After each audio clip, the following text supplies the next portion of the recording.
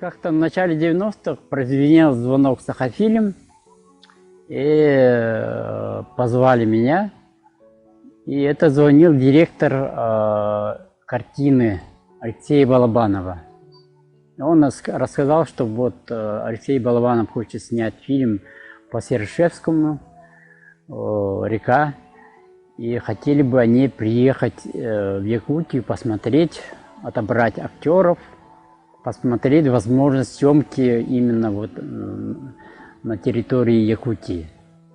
Я, конечно, был наслышан, много знал, и поэтому сразу согласился помочь. И тем более они сразу предложили мне как бы стать вторым режиссером-консультантом в этом фильме.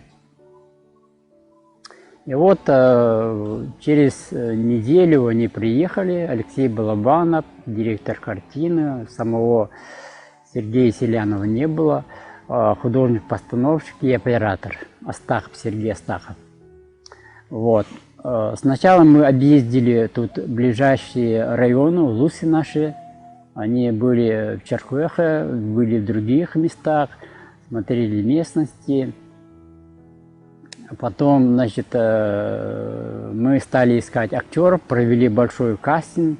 В основном это были актеры Якутского Сахадрамтеатра и других наших театров. Вот. И он, значит, отобрал на главные роли. Вот. И потом они уехали. Но потом, через где-то, наверное, недели-две, позвонил Сергей Селянов и сказал, что они посчитали свои расходы и сказали, что это будет очень для них затратно. Поэтому решили снять все это в Карелии, в Кандалакше. Это как бы граница Мурманской и Карельской областей. Город Кандалакша, и они нашли там такую натуру, которая более-менее похожа на нашу якутскую природу. Поэтому они попросили меня, значит, привезти из музея разную утварь, в том числе даже одежду. И мне пришлось ездить по всем нашим музеям, убеждать, что вот необходимо, значит, помочь, снимать такой большой режиссер известный, именитый, и этот фильм будет иметь успех. Вот. И, конечно, вот многие музеи пошли навстречу, и мы вот настоящие, как бы сказать, утварь, значит, привезли туда на съемки в город Кандалакшу. Вот.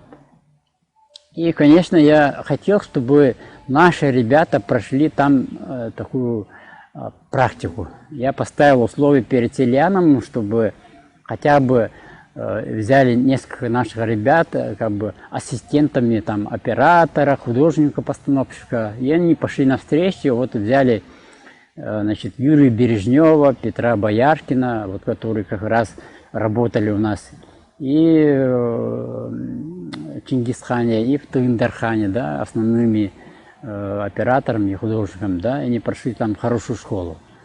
Вот. И, конечно, мы собрали всех актеров отобранных, в том числе маленькую девочку, Машеньку, вот, и поехали. Это было осенью. И моя задача была, конечно, я очень хорошо прочитал этот сценарий, и моя задача была создавать в каждом эпизоде, в каждой сцене такую реальность якутскую, быт того времени, чтобы все предметы быта, там, мебель и так далее, соответствовала и была правдой жизни. Вот была такая, и то, что вот сами персонажи фильма должны чем-то заниматься же, там что-то готовить, что-то делать, то тоже это должно быть соответствовать традиционному образу жизни, как бы такого, ну, саха, да, Вот, поэтому мне приходилось там как бы выступать и как режиссер, и как этнограф. Вот. Поэтому я часто советовался с учеными, нашими коллегами, вот, чтобы это было действительно правдой жизни. Но, к сожалению, этот фильм не был завершен. Вы знаете почему. Случилась большая беда, авария, в результате чего погибла наша актриса Туяра. Вот. И, конечно, все ожидали, что это будет очень интересный фильм. Вообще, Балабанов, он человек был очень сам по себе, с одной стороны, такой закрытый, да, не со всеми он так открывался. Вот. Но если человек как бы мог, значит, с ним найти такой общий язык, да, и он мог довериться, тогда он открывался, и можно было очень многое с ним пообщаться на разные темы и так далее, и так далее. Вот. Он вообще человек был такой, можно сказать, имеющий предвидение, что ли, ясновидение. Вот. То, что он снимал в кино, многое сегодня до сих пор очень актуально. Вот. В этой истории, где живут люди, значит, зараженные оспой, их же как бы закрыли и никуда не пускают. Вот. Сегодня, пожалуйста, вот пандемия. Вот. И он как-то внутренне чувствовал, куда идет общество, куда идет жизнь, что будет нас ожидать в будущем, что ли. И у него такой, не знаю, какой-то внутренний, что ли, был от природы талант, можно сказать. И поэтому, возможно, этот фильм был бы, конечно, вы знаете, что все его фильмы многим кажутся очень жесткими, да, и такими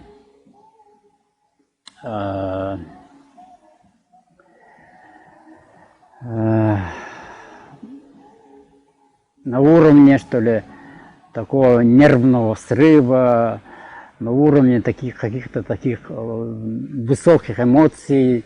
Вот. И многие, конечно, не воспринимают его творчество, но, конечно, все его фильмы имеют свой взгляд, свою внутреннюю философию, сострадание, что ли. Он, конечно, очень внутренне, может быть, сострадал с тем, что происходит в нашем мире. Вот, поэтому это он переживал лично, и, конечно, эти переживания должны были отразиться на его творчестве. Вот, поэтому, конечно, все ожидали, что этот фильм «Река» станет одним из вехов его творчества. Вот. В 2000 году в Якутск приезжал режиссер Алексей Балабанов и объявил кастинг главной героини «Река». Было много желающих, конечно же, среди них и я. Вот, актеры Сахатеатра, и мы студенты тогдашнего Щепкинского института театрального.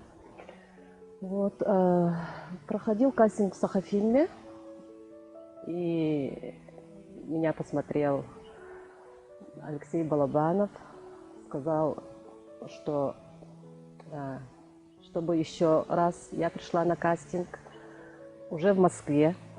Но почему-то он сам подошел к нам в общежитие, в институт, и уже тогда он начал прямо вот так серьезно со мной разговаривать, вести разговоры.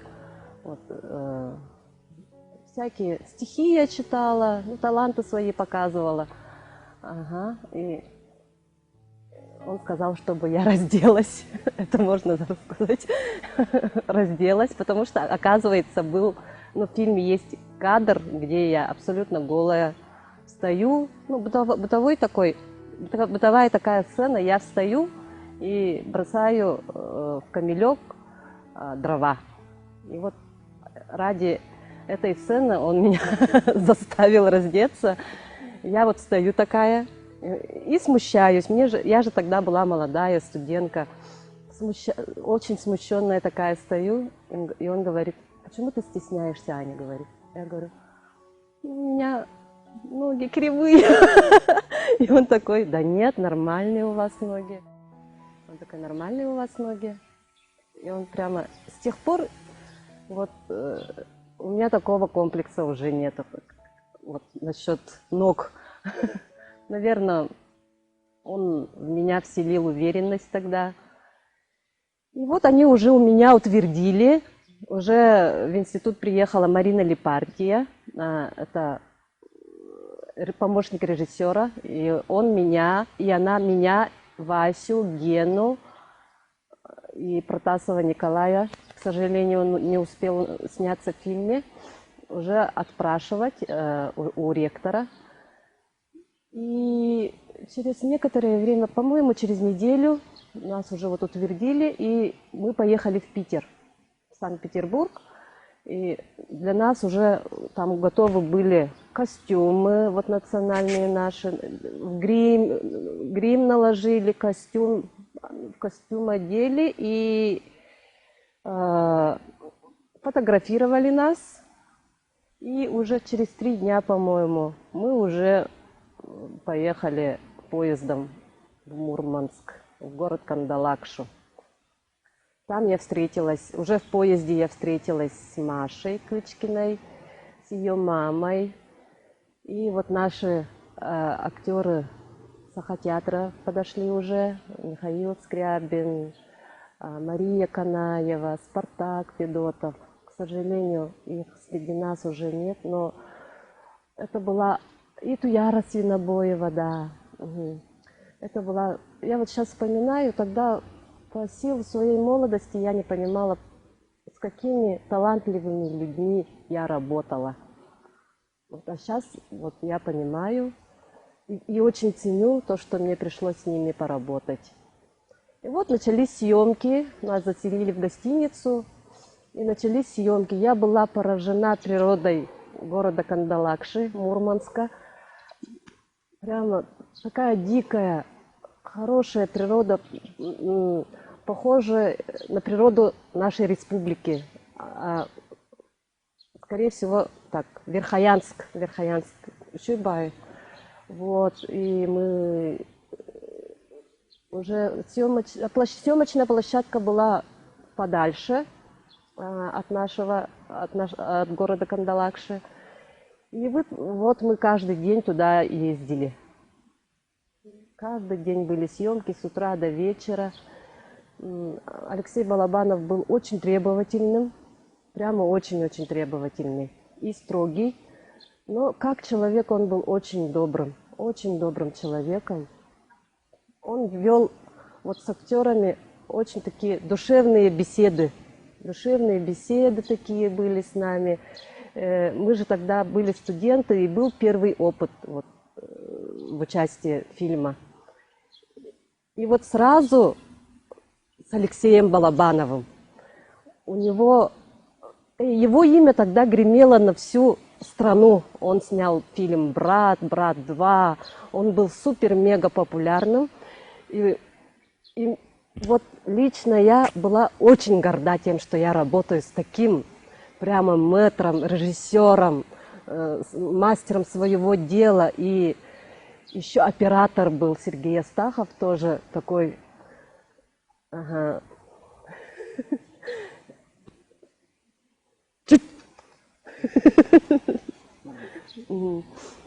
Тоже он постоянно работал с Алексеем Балабановым, Сергей Астахов, тоже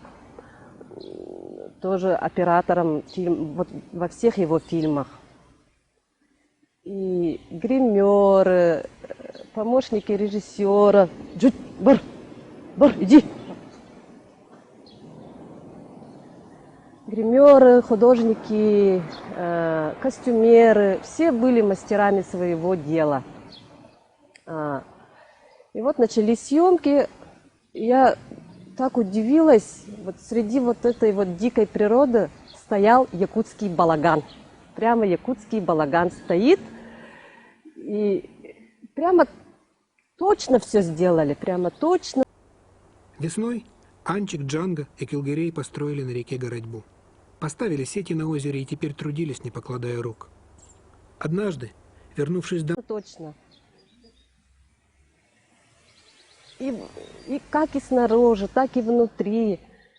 Потом еще там сцены были, то, что вот окно балагана, и из окна балагана там сосульки, короче. И они прямо так хорошо это все сделали, все натурально прямо. Я сначала подумала, что это настоящие сосульки. Оказывается, это они все сделали. Я тогда так удивилась. Оказывается, можно все это сделать своими руками. Вот как они, русские люди, все это сделали. Наш якутский балаган, внутренний вот этот... Оджа, кимибо!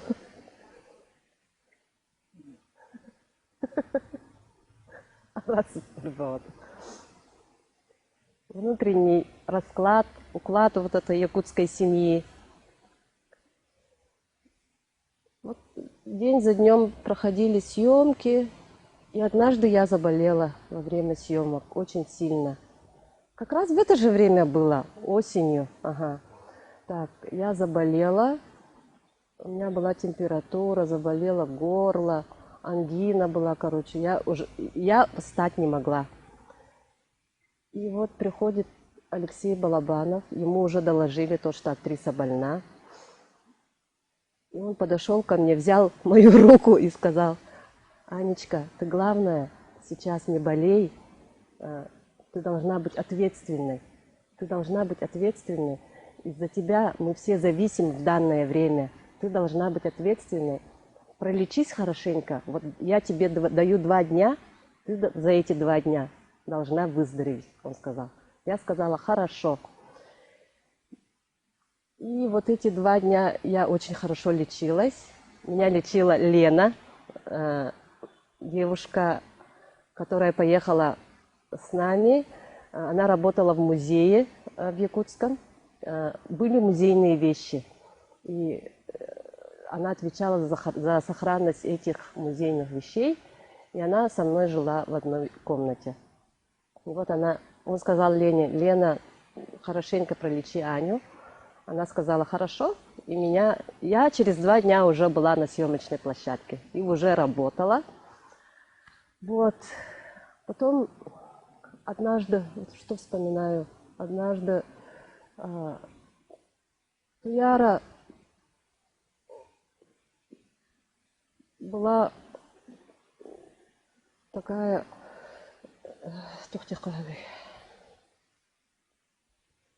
У Туяры же была роль, такая злая роль, сложная у нее роль была. Если я в фильме олицетворяла доброту, там, положительное, я играла положительную героиню, а Туяра играла отрицательную героиню. И вот она сама по себе была очень доброй, такая, хорошая такая, нежная такая. И ей приходилось вживаться вот в отрицательную роль. И я видела, что ей очень трудно дается эта роль. Потому что человек, она сама такой позитивный, хороший. И ей приходилось играть вот негативную, отрицательную роль. Я видела, как ей было трудно. И она очень скучала в то время по своей дочке Маришке. И она постоянно мне рассказывала про свою дочку. Мы ей даже куклу купили. Но, к сожалению, вот как мы все знаем, Туяры тогда не стало. Я не знаю, получила ли Маришка свою куклу. Наверное, получила.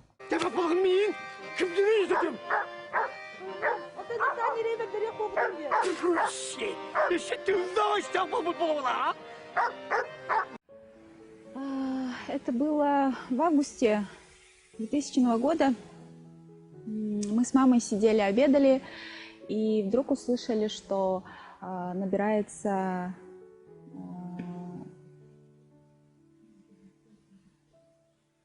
намечается кастинг на роль Батархай, ну, на фильм Алексея Балабанова под его режиссерством. Мы подумали, почему бы и нет. И, по-моему, в тот же день или на следующий мы поехали на пробы. Я помню это помещение. Перед тем, как зайти вот именно в комнату, там сидели Алексей Романов, я его очень четко помню. Меня попросили спеть или прочитать стихотворение на якутском языке. Я прочитала, на меня так посмотрели с интересом, попросили раздеться догола. Ну вот в XIX веке, вот в начале, вот, ну вот когда прокаженные, вот именно, мы же про это снимали, и все голодающие, вот все бедные, они были с таким животом, да, худые все, ну, такой характерный у них был признак.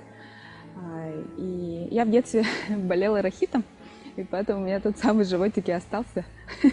Вот, и, по-моему, через некоторое время мне сразу позвонили и сказали, что отобрали. У нас прям таких планов не было сниматься вот в кино, да, потому что в то время я училась, и у меня мысли все были направлены на учебу.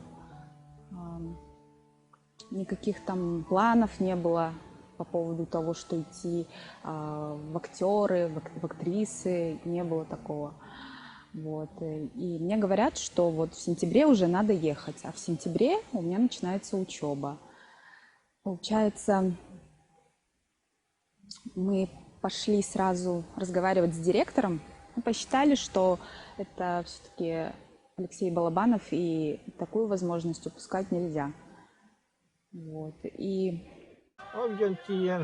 Влетели они к низенькой старушке с 5 коровами.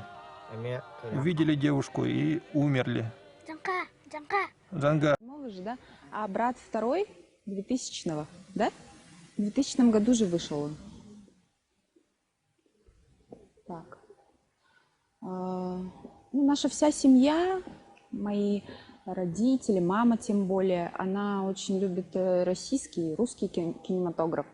И про фильмы Алексея Балабанова, мне кажется, знает каждый. Я тоже мельком смотрела, конечно, я тогда особого значения не придавала, мне было же всего 9 лет. Вот. Ну, родители посчитали, что это важно, что это не просто так, раз меня отобрали, и нужно ехать. Директор сказал тоже: хорошо, езжайте, только нужно будет опуститься на класс ниже. Ну, хорошо, у меня и возраст к тому времени был, мне было всего 9 лет, а я училась в 7 классе, то есть я особо ничего не теряла. Ну, и согласие родителей, согласие директора моего, школьного директора, мы поехали на съемки. Сначала мы собрались все здесь, получается, мы летели проездом через Хабаровск, и потом, по-моему, мы полетели сразу в Питер, в Санкт-Петербург. Приехали мы туда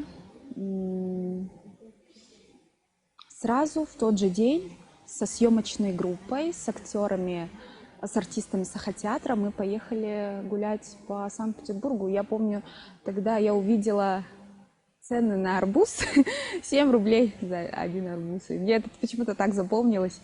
И мы гуляли, мы поехали сразу потом в Кунсткамеру. На нас надели вот, примерный вот, реквизит, одежду, да? Это я тоже очень четко помню. Вот. И через несколько дней мы поехали поездом в Мурманск. Поехали в Мурманск. И сразу приступили к съемкам.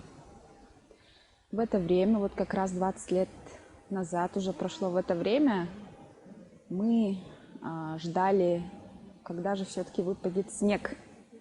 Потому что первым делом мы снимали, по-моему, весну. Почему-то мы снимали весну. Там же все по сезонам разделено. Зима, осень, лето. И потом ждали очень долго снега. Как раз в это время, в начале октября, мы ждали снег. И в это время мы учили сценарий в гостинице, общались очень плотно друг с другом, с актерами, с артистами. Ну и со съемочной группой тоже. Мы были очень дружными, очень сплоченная у нас была команда. И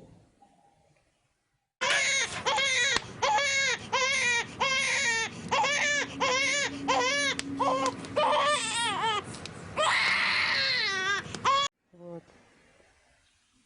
Писала ей постоянно, телеграммы отправляла, звонила своей доченьке. И она очень скучала по своей доченьке. И вот сцена была, где я беременная сижу со своим мужем, и Туяра поджигает наш балаган. И от этого у нее была... Она не хотела, ей было трудно, и она расплакалась. И стояла в углу балагана и плакала Туяра. И тогда Алексей Балабанов подошел к ней, и они долго разговаривали, не знаю, ну, он, наверное, вот как со мной тоже разговаривал, тоже с Туярой также разговаривал, вел беседы. И они долго-долго разговаривали, потом нас всех отпустили домой, Туяра поехала с ними. Туяра поехала с ними. И после этого я Туяру уже больше не видела. Так, мы с Мигина Кангаласского района, Улуса. Мама у нас амгинская, с Амгинского Улуса. Папа Мегинский. Туяра училась до 8 класса у нас в деревне, в Тамторе, в Тамторской средней школе, 8-летней школе в то время. Потом она вот старшие классы училась в селе Техтюр, это 5 километров от Тамтора. Там, ну, она хорошо училась, особенно вот гуманитарные предметы по русскому, по литературе, у нее похвальные грамоты были. И она с детства танцевала, очень хорошо танцевала. Все помнят, вот как она танцевала хорошо. Прямо с садика вот у нее вот... Ну, она еще хотела поступить, видимо, на танцевальную, но у нее сказали, кости широкие, что ли. Ну, мама так сказала, я так запомнила.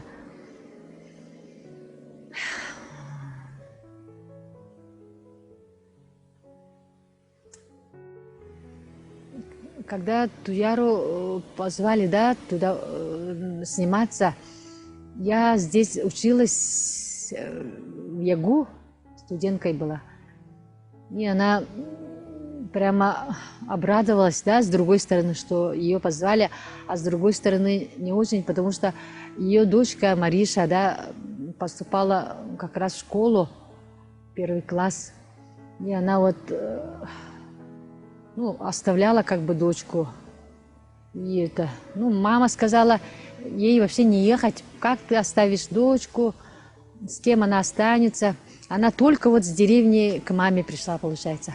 Они же все время отдельно жили. Вот дочка ее с бабушкой, с дедушкой с нами жила, как бы. Потому что она родила ее, когда студенткой была еще. И она вот, когда улетала, она плакала из-за того, что вот дочку оставляет. Она же улетела 10 сентября.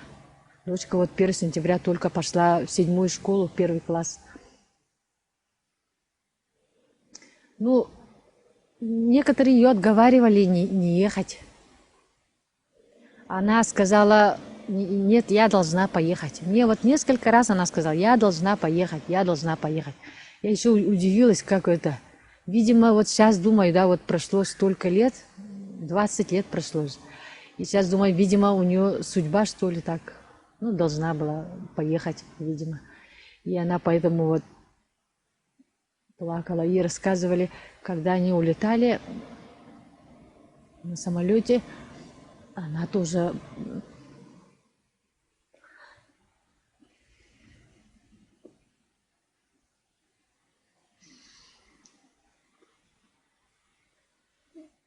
долго-долго не могли снять из-за того, что снега не было.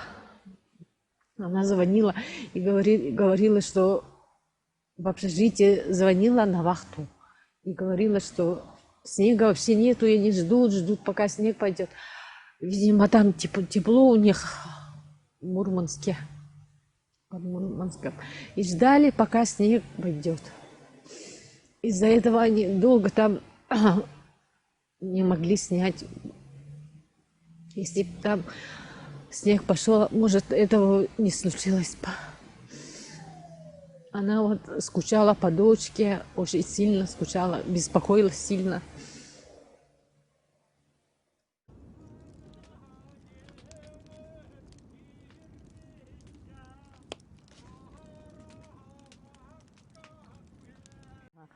У Марины, дочки Туяры, есть дочка, которой 6 лет, ее зовут Туяра, в честь бабушки, получается. Ага, назвали в честь бабушки, но она на нее не похожа, на папу похожа. Но сейчас у нее второй ребенок, надеюсь, сегодня или завтра, тоже дочка. Да, ну, будет рожать сегодня. Вот когда сестра уже умерла, да, вот ее привезли, потом в ее вещах мы нашли вот записную книжку. Она вообще вот с детства, да, все время у нее вот дневник, что ли, вот каждый день она записывала, что, например, там какое-то сентября, сегодня то-то, то-то, вот. И вот она там тоже вот вела дневник, да, каждый день записывала. И она вот, ей вот, она же умерла вот 22, да, ноября. И вот за месяц до этого, вот, получается, в сентябре, она вот написала вот какой-то сентября, мне приснился какой-то сон странный. И после этого сна у нее истерика была, потому что этот сон как прямо наяву.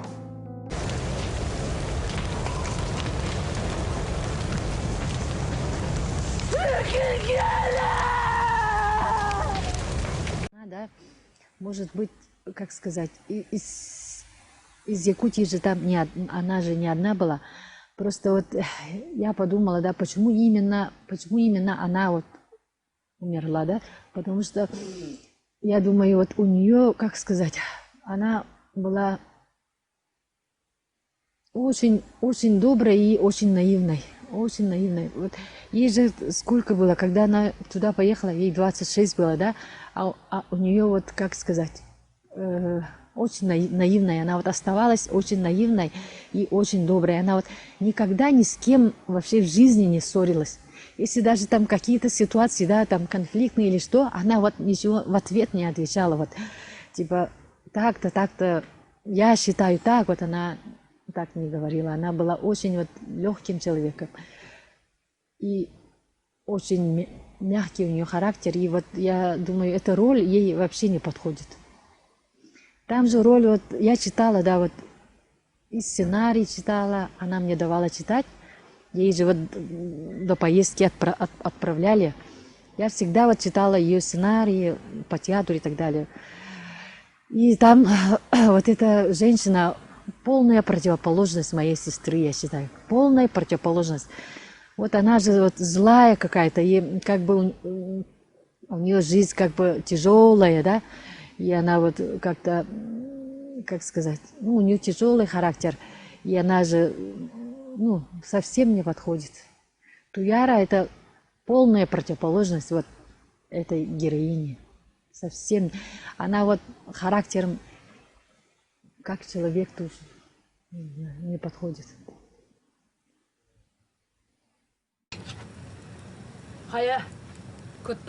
Что, боишься? Вот я какая. Помни. Она же вот жила в общежитии, ей комнату дали после вот учебы. Ее взяли Саха-театр артистской и комнату дали. И вот в общежитии же там как сказать, коридор, да, коридорного типа, ее комната, и она была до того чистоплотной, что она вот коридоры тоже мыла. Я ей говорила, почему ты моешь общий коридор? Она говорит, в коридоре грязно, поэтому эта грязь в комнату, чтобы не зашла. Она вот весь длинный коридор и еще вот так и вот так вот вечером все мыла. После работы приходит, всю комнату, потом весь коридор все мыла.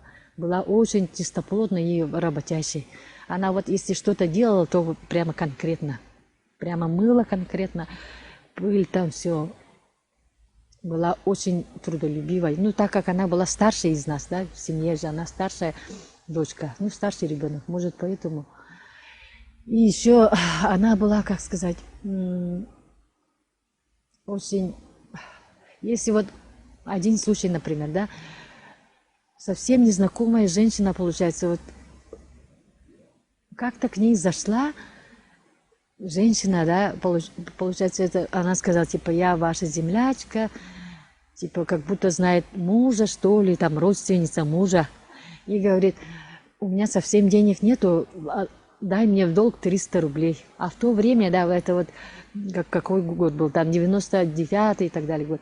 Это 300 рублей, это большие деньги, как бы были, да, большие деньги. И она вот, ее так пожалела, она пошла в общежитие. У знакомой в долг взяла 300 рублей и этой женщине отдала. Я говорю, у тебя же и так денег нету, зарплата маленькая, почему ты так делаешь? Я вот реально же думаю, зачем так делать?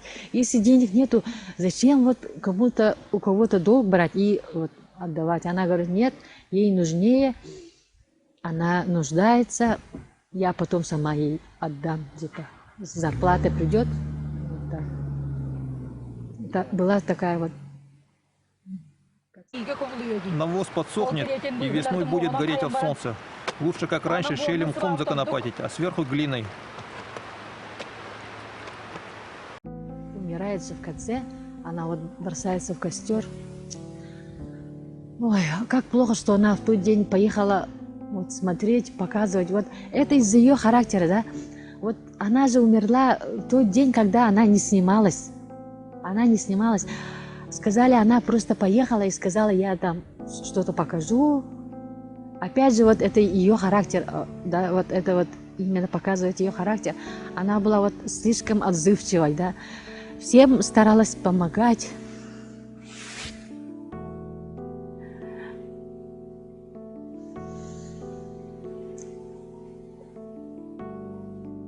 Мне, что это она села с остальными в автобус, со всей этой съемочной группой, да, и ее вот именно вот этот оператор или кто позвал именно машину, вот, этот джип, да, и их крузер. Туяра поехали с нами, как бы, ну, они вот позвали, как сказать, ну, это они показывали, что хорошее отношение к ней, да, как бы.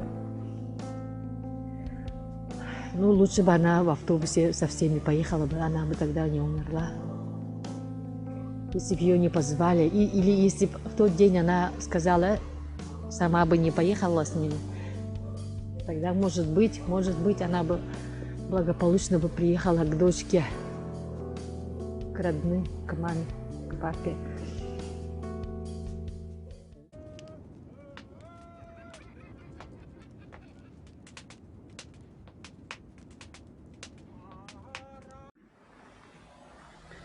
Конечно, эта история трагедии, конечно, очень сложная и до сих пор в моей памяти вызывает определенные такие чувства, и иногда не хочется вспоминать. Но вот однажды, когда мы ехали на съемки, я ехал вместе с Сергеем Астаховым, оператором нашим, и там вот Кандалакша, она как бы в таких сопках находится, и дороги такие, вот, резко поднимаешься и резко спускаешься. И вот, когда мы ранним утром ехали на съемки, вдруг у меня было видение, что произойдет какое-то происшествие именно вот с Сергеем Астаховым. И У меня иногда это такое видение бывает, но часто эти видения бывают связаны именно со мной.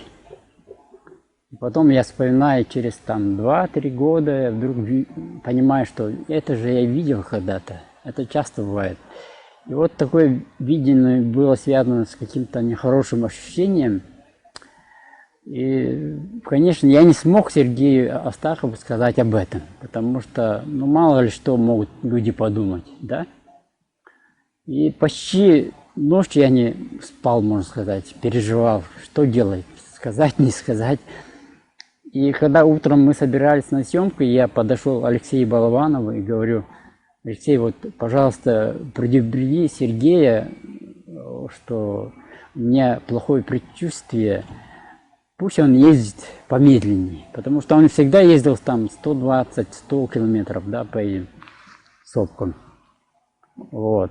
И, ну, Алексей как-то это воспринял, может быть, не всерьез. Он сказал: ну ничего, Сергей очень хороший водитель, ничего, все нормально будет, Алексей.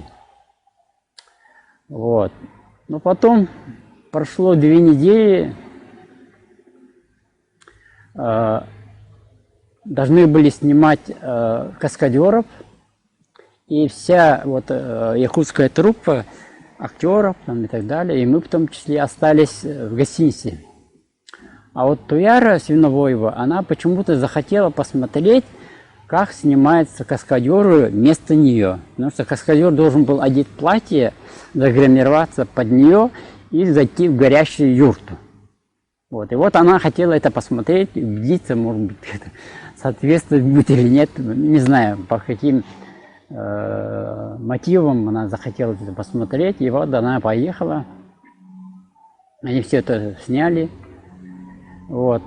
И вот она сидела одна в автобусе. Вот Сергей Астахов, вот там Алексей Балабанов, его жена, художник, костюмер, и их маленький 5-летний сын, и в том числе была ассистентка Балабанова, Марина, это у нее фамилия такая сложная, Лепартия, да. Вот. Она вдруг увидела, что Туяра сидит одна в автобусе, и остановила, и говорит: давайте Туяра возьмем с собой. Вот. Вот у якутов есть такое выражение «ЛРБТР», да, к сожалению. И она вышла и позвала Туяру в эту машину, и они поехали. И когда там было такое одно место очень опасное, где вот очень такая высокая сопка, с 2 сторон поднимаются машины. Вот машина, которая с этой стороны едет, а он не видит машину, которая вот навстречу едет. И вот встречная машина, она ехала не правой стороне, а посередине прямо трассы.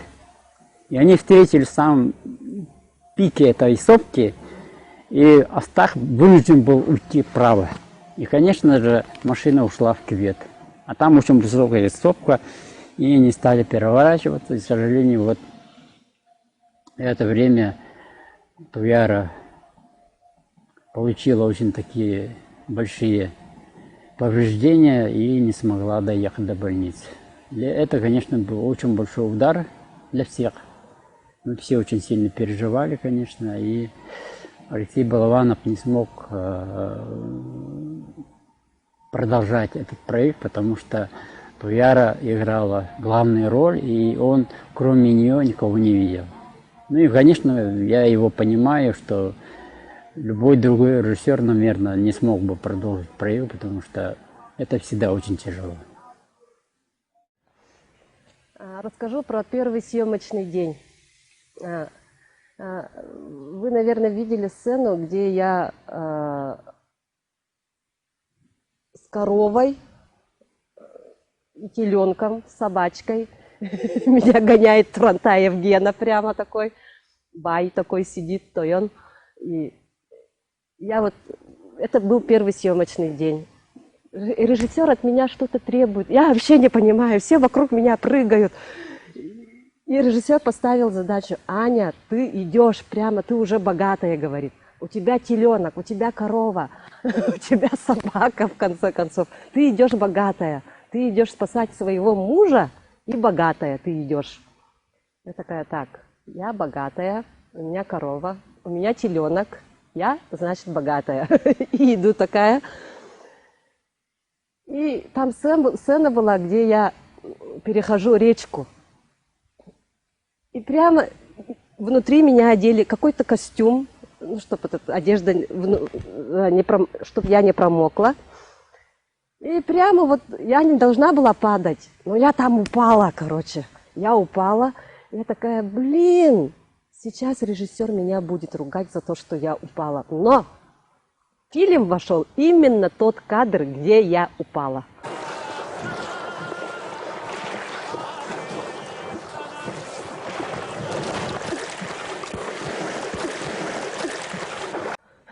Посмотрите обязательно.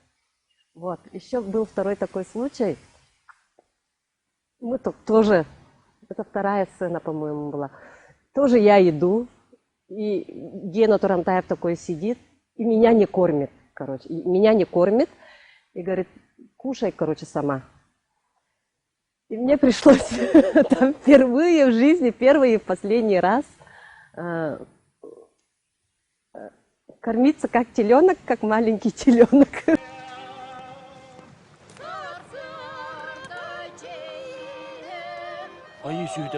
Жаль Божьего создания. Сгниет, как и вы. И режиссер мне показывает, вот так вот надо. И оператор показывает. Потом Гена мне показывает. Все, кому не лень, мне показали, как это правильно делать. У меня такое ощущение было, что они все сосали вымя коровы. А только я одна не сосала вымя коровы. Но в итоге у меня получилось, и меня режиссер похвалил. Потом был такой случай, где я беременная, сижу с мужем уже, у меня живот. Я думала, как мне сделают живот беременный? Я же должна была там, я или Вася, короче, муж поднимает вот одежду, и там живот беременной женщины должен был показаться на кадре. Я все время думала, как это мне надо живот выпячивать или как, короче. Но они все просто получается, оказывается. Они сделали живот вот такой и материал такой телесного света. И они там загримировали этот материал, пупок там прямо все сделали. И это очень реалистично получилось в фильме. Вот еще какой кадр. Сложный для меня был кадр, где я ловила рыбу. Я ловила рыбу. Я не знаю, как называется эта штука, которая ловит. Я думала, что там будут... мне по-настоящему придется рыбачить, но оказывается, они там живых рыбок принесли откуда-то. И вот туда все запихали, я должна была там взять, достать. Было два дубля. Один дубль был, я там ни одной рыбки не проронила, все нормально было. Но Алексей Балабанов сказал, давайте вот прямо вот второй раз сделаем тоже, чтобы там выбрать, чтобы. Все сказали окей, я тоже сказала окей. Я вот достаю, и у меня там одна рыбка упала, короче. Я не растерялась, я прямо как и так и должно быть, так прямо взяла и обратно положила там. И в фильм вошел именно тот кадр, где я рыбку уронила.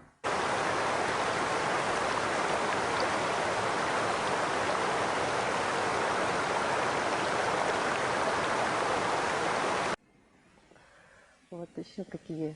Воспоминаний очень много, конечно. Очень теплые воспоминания про наш фильм. Он от меня требовал то, что я, несмотря ни на что, люблю мужа. Я очень люблю мужа. Вот Анчик, как и меня тоже зовут Анчик. Анчик очень любит своего мужа. И несмотря ни на что, на измены, на болезнь, она все равно его любит. Он сказал, ты должна показать любовь к своему мужу. Ты должна любить своего мужа, несмотря на болезнь. Вот он же болеет и лежит, и они в лепрозории находятся. Я, несмотря на это, прихожу к нему из-за того, что я люблю его. Потом по приходу выясняется то, что он уже живет с другой. И несмотря на это, я тоже его люблю, прощаю. Короче, всепрощающая такая, вселюбящая героиня у меня получилась в итоге. Ну, если бы весь фильм сняли бы, да, я могла бы там показать вообще, ну, огромную любовь к мужу. Вот такую вот задачу он мне передо мной поставил. То, что я очень люблю своего мужа. А брат твой говорил обществу, что будет кормить тебя вечно, что послал тебе много.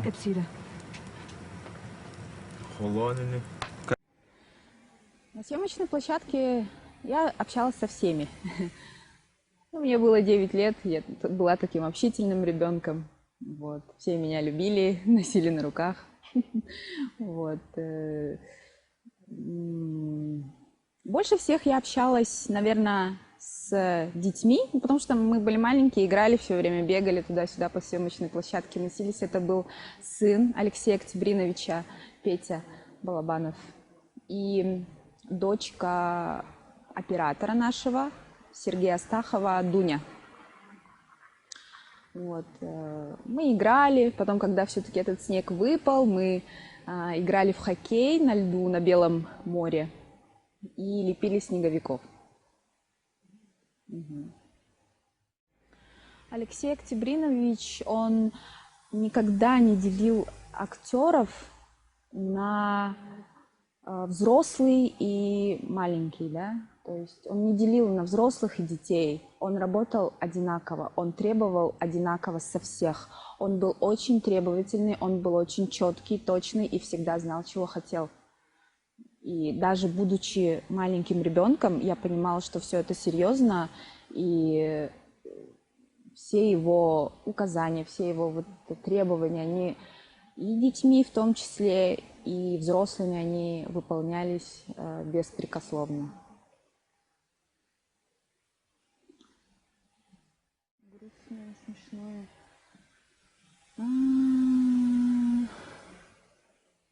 Так.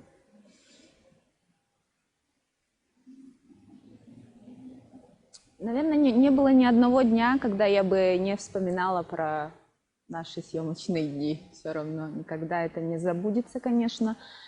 Я очень помню, как Алексей Октябринович приходил на съемку, на съемочную площадку, и все четко работали. И пока идеальный дубль не происходил, мы все это оттачивали, переснимали заново. Очень хорошо мне запомнился мой коллега, получается, по съемочной площадке, Михаил Скрябин, Джанго. И Туяра Свинобоева, конечно же. Они относились ко мне вот как к равному, да? Ну, все равно ребенок, понятно, но они же большие артисты, артисты Сахатеатра, великие артисты. Но ко мне они тоже относились вот как к своему коллеге. Вот. Угу. Очень запомнился мне вот мальчик, именно сын Алексея Октябриновича. И очень символично было то, что спустя 20 лет, вот как раз в июле я ездила в Питер, и мы с ним встретились. Мы с ним встретились вот спустя 20 лет, получается. Это тоже очень символично и очень мистически, магически, что ли. Вот. Петя оказался очень, вырос хорошим человеком. Он такой простой, очень талантливый. Он выучился на художника кино. То есть, получается, он продолжил дело своих родителей, своего отца. Он был очень вдохновлен. Он мне сказал, я, говорит, Сильянову сказал, Сергею Сильянову. То, что я хочу снять свой фильм. И он был очень вдохновлен. И рядом находящиеся с ним люди тоже были все вдохновлены. И вот это все передалось и нам. Вот мы все были вдохновлены. Я, в свою очередь, была вдохновлена работой с ним. То, что я работаю с ним, я была вдохновленная и прямо гордилась этим. Я и сейчас очень горжусь, то, что я с ним работала. И он говорил то, что вот брат 2 он снял, потом «Люди и уроды» он снял. И он говорит, я хочу снять сейчас свой фильм. Я не знаю, что он имел в виду, но он говорил, я хочу сейчас снять свой фильм. Он говорил вот «Реку», то, что это его фильм. Я не знаю, что он имел в виду, но я думаю, что у него получилось. Ты не обижайся. Давай. Снег скоро. Любимая фраза, ну, не любимая фраза, которую они часто, видимо, используют и в других картинах при работе, когда камера, ну вот камера стоит, картина заканчивается, да, какая-то сцена, и они вот этой вот, как она называется, закрывкой, да, они закрывали, и вот такая характерная есть фишка в фильмах Алексея Балабанова при работе вот с Сергеем Астаховым, с оператором в команде, когда они работают, они каждый эпизод у них заканчивается вот затемнением именно. Это затемнение происходит именно так, то есть они берут и говорят «ЗТМ», «оп». Я это очень тоже вот запомнила, вот именно эту фразу. Еще был такой момент, как я заболела, почему-то, видимо, от переутомления, от, наверное, нагрузок, возможно. У меня очень сильно начала болеть голова во время съемок именно. И это очень часто происходило и во время сцены, где мы ели рыбу в нашем балагане, получается. У меня очень сильно заболела голова, прям такой гул стоял в голове. И съемки пришлось прекратить. И меня в экстренном порядке отправили с Сергеем Астаховым в Мурманск, сам город. То есть от Кандалакши в Мурманск мы поехали. Ночью мы поехали с мамой, с Сергеем и, по-моему, его женой. Мы поехали обследоваться экстренно. Мне сделали томографию, по-моему, мозга. И компьютер ничего не показал, конечно. И потом резко все это прекратилось. Это было очень странно тоже. Вот. Но все свое, все, что требовалось от меня, я отработала. Единственное, меня очень долго готовили к сцене с медведем. Медведь должен был быть живой. И я очень боялась, я очень волновалась. Но в итоге эту сцену не досняли. Не отсняли. Очень жаль. Это фильм о боли, которая никогда не заканчивается. Она идет на протяжении всего фильма. Это постоянная борьба, это постоянная боль, это скорбь. Так и называется же вот повесть «Предел скорби», по которому снимался фильм «Река», собственно. Но эта жизнь, это все равно жизнь, она продолжается, и ничего не знаешь, что будет дальше. Либо это к лучшему, либо это, наоборот, продолжение боли. Ходят якуты в гости, в юртах огни горят, смеются, поют. Этот фильм должен был стать одним из самых лучших в его творчестве, одним из самых значимых, потому что он не похож на другие фильмы вообще. Ни на какие в мире он не похож. Он взялся за этот фильм, мне кажется, как за что-то неизвестное. То есть он, возможно, и не знал, что будет ждать в будущем, да?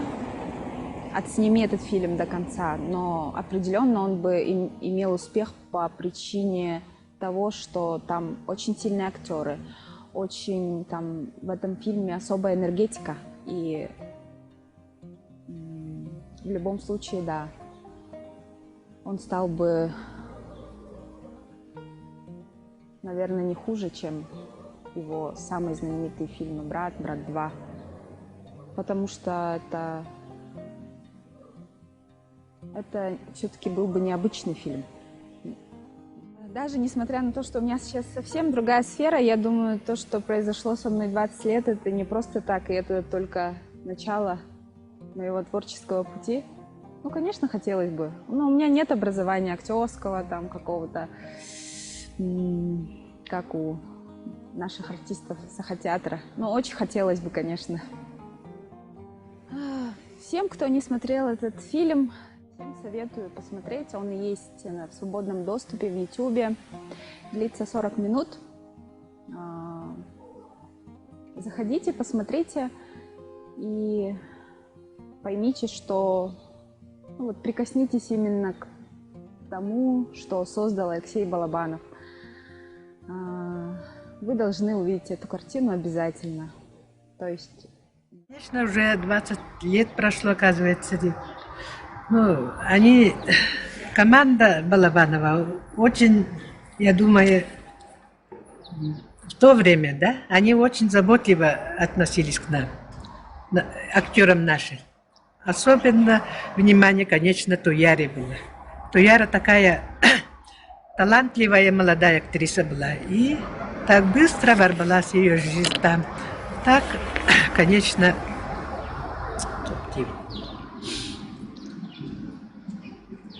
нам всем грустно было в то время. И сейчас вспоминаем Туяру, когда вот про Балабанова рассказывает, мы всегда Туяру вспоминаем. Так и осталась она в нашей памяти. Так хотели все мы, чтобы кино было завершилось так хорошо. Так все настроены были. И вся команда, которая 60 человек там работала, как один человек. Все были верны и так относились к Балабанову. Очень это нам трогательно было, конечно. Все мы тоже так старались. Я вот с Машей поехали оттуда в августе и дождались так снега, да, долго. И это все закончилось в ноябре. И так дружились, все отметились. Сотовый кадр все вместе в ресторане отметили. И там все друг другу очень такие хорошие слова сказали. И рады были, конечно. Все дружны были. Такие хорошие люди были. Мне жалко сейчас, они все, из некоторых, там Леопардия и еще какие-то, да, она же вместе с Бодровым, там ее жизнь тоже осталась. Мы, конечно, ну, счастливы были, да, в этой, зачислили Машу там сниматься. Здесь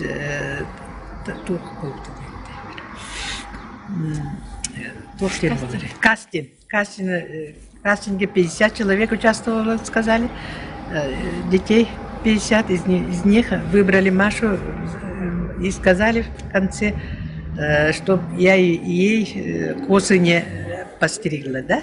И я думала, что выберут техно там. И в то время, когда попрощались, Романов и Балабанов сидели и сказали так. Балабанов сказал так. Очень любил якутских актеров, Якутию очень любил.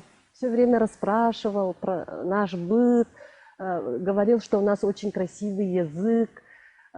Прямо мы вот разговаривали, да, когда между собой, ну, вот якутские актеры, между перерывами, там, прямо говорите, я вот посижу и послушаю, как вы разговариваете. Прямо, это же, говорит, услада для ушей, говорил он.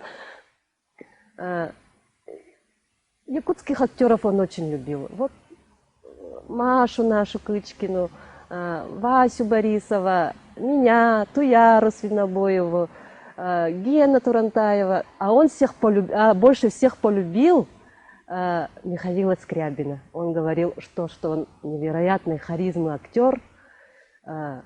И Михаил Скрябин такой разговаривал тоже с ним постоянно. Вот они, даже мне казалось то, что он мне мало времени уделяет, нежели чем Михаилу Скрябину. И села коров доить. А почему ее так назвали? Почему? Не знаю. Назвали так. Сидит она, слышит. Вдруг... У меня же там главная роль была, а у Михаила Скрябина вторая, эпизодическая роль вторая.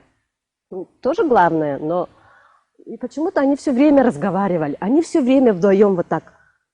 Там сидят, разговаривают, тут сидят, разговаривают, и в машине сидят, разговаривают, и в трейлере сидят, разговаривают. Все время разговаривают. И мне кажется, вот они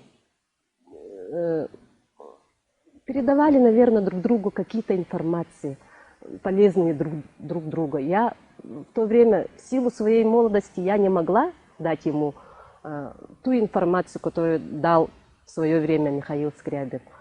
Потом, после этого, он пригласил Михаила Скрябина вот в «Кочегаре», «Груз-200».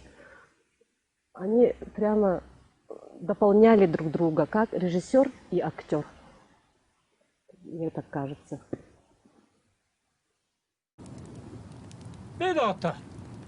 Эй, люди, а не устроите ли нам праздник? Это же все было. Серошевский это все написал. И люди проказой болели, и в лепрозорие их там отправляли подальше от людского глаза. Это же все было. Просто Балабанов взял и экранизировал. Это все было. Там ничего такого в этом постыдного или плохого я не вижу. Наоборот, мы вот актеры, Алексей Балабанов, все, кто работал в этом фильме, они показали то, что было. Это же все на самом деле было. И Серошевский написал правду. Я думаю, то, что люди не правы, то, что вот, когда говорят то, что вот Алексей Балабанов все там в другом свете показал. Возьмите, почитайте Серошевского, тогда вы все поймете. И напоследок я бы хотела вот, нашему якутскому народу посмотреть фильм «Река» Алексея Балабанова. Вот настоятельно рекомендую. Посмотрите фильм о том, как снял великий режиссер Алексей Балабанов, снял про наш якутский быт, то, как жили наши предки, как все это было. Посмотрите обязательно. Только бы не померла. Посмотрите, хорошо будет. С утра поплывешь. Джанка, останься. Хорошо у вас, правда.